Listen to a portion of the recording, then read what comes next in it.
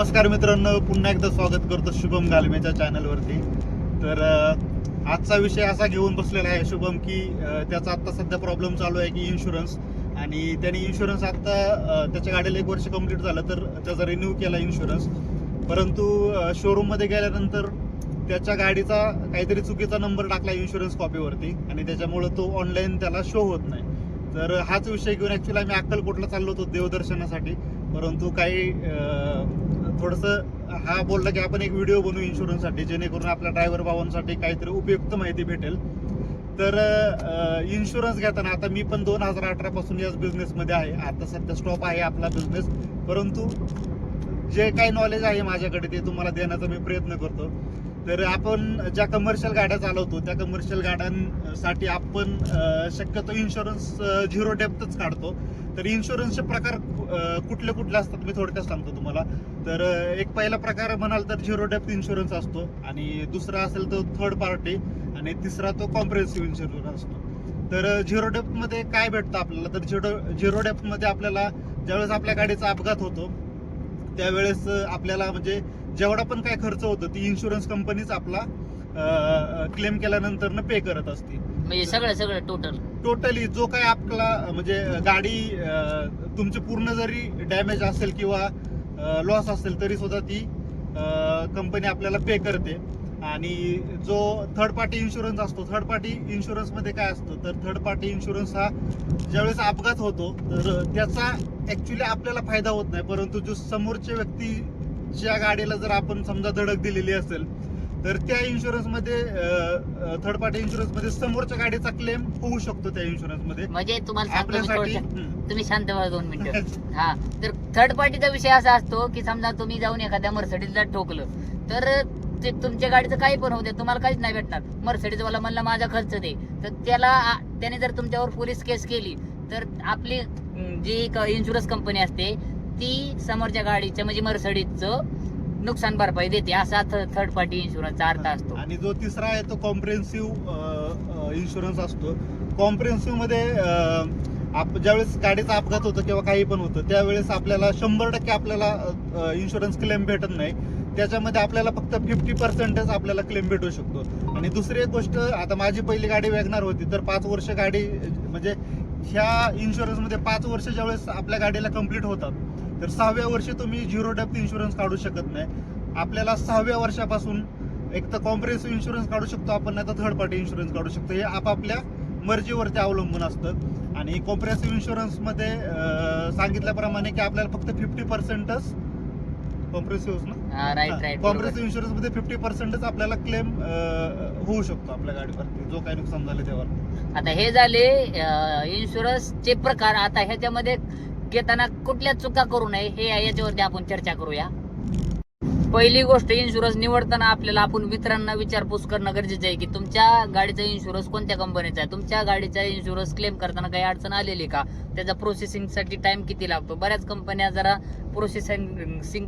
प्रोसेसिंगसाठी time लागतात. ह्या सगळ्या गोष्टीचा आपण मित्रांना विचारपूस करून अंदाज घेऊ शकतो. आणि तरी पण जर तुम्हाला डाऊटच असेल तर तुम्हाला ज्या कंपनीचा इन्शुरन्स पॉलिसी आवडली त्या कंपनीला तुम्ही सरळ गुगलला, जेमिनीला विचारू शकता की ह्या कंपनीचा क्लेम सेटलमेंट रेशिओ किती आहे. फॉर एक्झाम्पल मी तुम्हाला एक दाखवतो, कुठं गेला मोबाईल. रॉयल सुंदरम कंपनीचा कार इन्शुरन्स सेटलमेंट रेशिओ किती आहे. रॉयल सुंदरम जनरल इन्शुरन्स कंपनीचा कार इन्शुरन्स साठीचा latest claim settlement ratio minus ESR हा 98% ते 98.6% दरम्यान आहे. हा आकडा IRDA आहे. 98% कार इन्शुरन्स सेटलमेंट रेशिओ आहे. 98% म्हणजे हा विषय सांगतो मी तुम्हाला. ज्यावेळेस इन्शुरन्स कंपनीकडे 100 गाड्या इन्शुरन्स क्लेमसाठी जातात त्यातल्या 98 गाड्या त्यांनी पास केलेल्या असतात. याचा अर्थ हा आहे की ही कंपनी चांगली आहे, ह्याच्यात कुठलाच काही प्रॉब्लेम नाही. असं तुम्ही विविध कंपन्यांचं चेक करू शकताय आणि ज्याचा प्रीमियम स्वस्त मिळतोय तिथं तुम्ही नक्की इन्शुरन्स घेऊ शकता. फक्त इन्शुरन्स घेताना चौकशी करा की कॅशलेस क्लेम ऑल इंडियामध्ये मिळतं का, आणि जर मिळत नसेल तर त्याविषयी थोडी चौकशी करा की त्याची काय प्रोसेस आहे. आता पुढचा पॉइंट असा आहे की इन्शुरन्स शोरूम मधून घेतला पाहिजे का बाहेरून घेतला पाहिजे. तर सर सांगतील कुठून घेतला पाहिजे. तर आता मी कमीत कमी आता 7 ते 8 वेळा इन्शुरन्स काढला, परंतु मी प्रायव्हेट एजंटकडं करताना थोडासा विचारच करत होतो. मी शक्यतो प्रत्येक वेळेस शोरूम मध्ये जाऊनच करत होतो, कारण एक आपल्या मनामध्ये भीती असते, बाबा प्रायव्हेट एजंट कडून जर काढला तर उद्या तो आपल्या गाडीचा अपघात झाला चुकून तर आपल्यासाठी म्हणजे क्लेम ज्यावेळेस आपण करतो त्यावेळेस आपल्याला मदत करेल की नाही करेल. परंतु शोरूम मधून जर काढल्यानंतर थोडी श्युरिटी असते की बाबा हा आपल्याला इकडनं मदत मिळू शकते. तर मी जास्त प्रेफर करतो की शोरूम मधूनच इन्शुरन्स काढावा. पण मी असं ऐकलं की बाहेरून इन्शुरन्स काढला तर काय प्रॉब्लेम होतो, असं काय खरं आहे का? प्रॉब्लेमचं नाही. आता कधी कधी आपल्याला प्रीमियम मध्ये पण फरक पडतो. इन्शुरन्स मध्ये आपण शोरूम मध्ये जर आपण इन्शुरन्स काढण्यासाठी गेलो तर आपण तिकडे म्हणजे भरपूर आपल्याला व्हरायटी भेटतात. म्हणजे शोरूम वाल्यांकडे भरपूर साऱ्या इन्शुरन्स कंपन्या असतात आणि त्याचे प्रीमियम वेगळे असतात आणि त्यावेळेस आपण तिथं थोडंसं कम्पेअर करून एक चांगला इन्शुरन्स पण बघतो. म्हणजे प्रीमियम पण कमी पाहिजे आपल्याला आणि रेशिओ पण चांगला पाहिजे, अशा पद्धतीचा इन्शुरन्स बघतो आपण. परंतु मला तरी असं वाटतं की शोरूम मध्येच काढावा. मला पण असं वाटतं. त्याचं कारण असं आहे की बाहेर ते जे इन्शुरन्स काढताना आपल्याला खोटं खोटं प्रॉमिस सुद्धा करू शकतो की तुमचं सगळं कव्हर होतंय, काहीच प्रॉब्लेम येणार नाही असं तसं. म्हणजे मला अशा कंपन्यांचे सुद्धा फोन आले ज्यांचा इन्शुरन्स 3rd क्लास क्वालिटीचा आहे आणि ते असे सांगत होते तुम्हाला कुठंच प्रॉब्लेम येणार नाही, असं तसं कुठं ऍक्सिडेंट होऊ द्या. तर जर असं बढा जर एखादा प्रायव्हेट एजंट तुमच्या समोर मारत असेल तर त्याच्यापासून सावध राहणं गरजेचं आहे. आणि मारुती समजा कुठल्या बी ब्रँड मध्ये तर अशा गोष्टी पाहायला मिळत नाही. शक्यतो असं खोटं बोलून इन्शुरन्स कोणी विकत नाही. बाहेरचे प्रायव्हेट एजंट असं करताना आपल्याला आढळून येतात. दुसरी गोष्ट, आपल्या गाड्या कमर्शियल आहेत, फक्त इन्शुरन्स काढून फायदा नाही, बाकीचे जे डॉक्युमेंट्स असतात आपल्याला ते सुद्धा क्लिअर करणं गरजेचं आहे. तुमच्याकडे ऑथोरायझेशन नसेल किंवा बाकीचा टॅक्स भरलेला नसेल आणि तुमच्या गाडीचा अपघात झाला आणि तुम्हाला इन्शुरन्ससाठी क्लेम करायचं तर त्यावेळेस तुम्हाला ते डॉक्युमेंट म्हणजे आपण टॅक्स भरला नाही किंवा ऑथोरायझेशन आपल्याकडे नाही तर त्याच्यामुळे तुमचा इन्शुरन्स पास होणार नाही. त्याच्यामुळे आपल्याला इन्शुरन्स बरोबर बाकीचे डॉक्युमेंट आपल्याकडे क्लिअर असणे ते सुद्धा गरजेचं आहे. अजून एक गोष्ट, ज्यावेळेस आपण कुठे ट्रॅव्हल करत असताना जर गाडीचा अपघात झाला तर अपघात कोणत्या लेवलवर सांगू शकत नाही आपण. जर एक्सप्रेस हायवेला असेल आणि मिडल लेनला जर आपला अपघात झाला तर शक्यतो अपघात झाल्यानंतर आपल्याला घ्यावयाची काळजी म्हणजे आपल्याला ज्या स्पॉटवरती आपल्या गाडीचा अपघात झालेला आहे त्या स्पॉटवरती पहिल्यांदा आपल्याला गाडीचे चारही बाजूनी फोटो काढून घ्यायचे आणि फोटो काढल्यानंतर आत्ता नवीन अपडेट अशी आहे की कमर्शियल गाड्यांना मला वाटतं की FIR यांनी कंपल्सरी केलेलं आहे. तर फोटो काढणे आपल्याला ऑन द स्पॉट वरचे गरजेचे आहेत. ते जर आपल्याकडे असतील तर ज्यावेळेस आपण क्लेम करतो त्यावेळेस आपल्याला जास्त काही नुकसान होत नाही.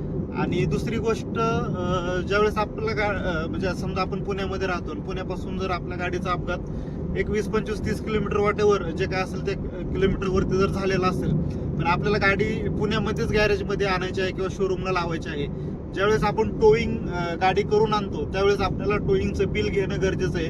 कारण ज्यावेळेस टोईंग आपण करतो गाडी ते इन्शुरन्स मध्ये सुद्धा कव्हर असतो. त्याच्यामुळे टोईंग जरी केली तरी त्याचं बिल घेणं आपल्याला आवश्यक आहे.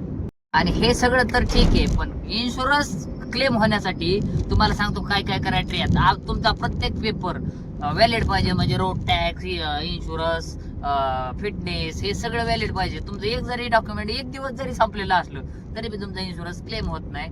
आणि दुसरी गोष्ट म्हणजे PUC असणं गरजेचं आहे. बरेच लोक सगळे डॉक्युमेंट क्लिअर ठेवतात पण PUC क्लिअर नसते. तर PUC लक्ष करून हे करा, काय करा, काढा. पण काही गोष्टी आहेत त्यामध्ये तुम्ही जर गाडीमध्ये बाहेरून ऍक्सेसरीज बसवल्या असल्या आणि तुमची जर गाडी पेटली तर ते वायरिंगचा फॉल्ट सांगून का तर कंपनी फिटिंग जेवढं मटेरियल असतं तेवढं ते इन्शुरन्स कंपनीवाले मंजूर करून देतात. तुम्ही लाइटिंग एक्स्ट्रा टाकली, कुठं काय झालं, तुमची गाडी भगवान न करो कुठं पेटली तर ते तुम्हाला क्लेम देत नाहीत, असं इन्शुरन्स एजंटनीच मला सांगितलेलं आहे. अजून त्यामध्ये दुसरं आहे की बरेच लोक गाडीचं स्पीड लॉक तोडतात, 80 लॉक, तर ते कंपनी फिटिंग लॉक असतं ते तुम्ही तोडलं आणि तुमची गाडी 100 पेक्षा जास्त वर ऍक्सिडेंट झाली तर ते तिथं सुद्धा ऑब्जेक्शन घेऊ शकतात की बुवा तुम्ही कंपनी फिटिंगचं कसं काय बदल केला. तर असं म्हणजे मी ऐकलेलं आहे की बुवा स्पीड लॉक तोडलं म्हणून इन्शुरन्स क्लेम रिजेक्ट झाला. आता गुगलला पण मी सर्च करून पाहिलं पण गुगलला पण तेच येतंय. ह्याचं खरं खोटं मला पण माहित नाही, पण अशा गोष्टी आहेत. अजून एक गोष्ट आहे की गाडी ज्यावेळेस तुमची चोरी होते त्यावेळेस तुम्हाला गाडीच्या दोन्ही पण चाव्या त्या इन्शुरन्स कंपनीला द्यावा लागतात. बरेच लोक काय करतात, गाडीची एखादी चावी हरवली तर काय म्हणतात एक तर आहे ना, पण ज्या वेळेस ज्या कंडिशन मध्ये तुमची गाडी चोरी होते FIR करावं लागते. आणि गाडीच्या जर दोन्ही चाव्या तुम्ही नाही दिल्या इन्शुरन्स कंपनीला तर ती तुम्हाला क्लेम मिळत नाही. दोन्ही चाव्या ज्या वेळेस तुम्ही इन्शुरन्स कंपनीला जमा करतात त्यावेळेस तुमची गाडी चोरी झाल्याचे तुम्हाला पैसे मिळतात, अशी कंडिशन असते. ह्या सगळ्या गोष्टी माहिती असणं गरजेचं आहे. अजून काय मला वाटतं भरपूर माहिती दिली. अजून ओके. काय आठवलं तर सांग. ओके, तर एवढं सांगून धन्यवाद. व्हिडिओ आवडला तर लाईक शेअर सबस्क्राईब नक्की करा. आणि सर आले थोड्या दिवस सुट्टीला, त्यांच्या बरोबर ट्रिपला आलो होतो म्हणून एक व्हिडिओ काढला. तर व्हिडिओ आवडला तर लाईक शेअर सबस्क्राईब नक्की करा. धन्यवाद.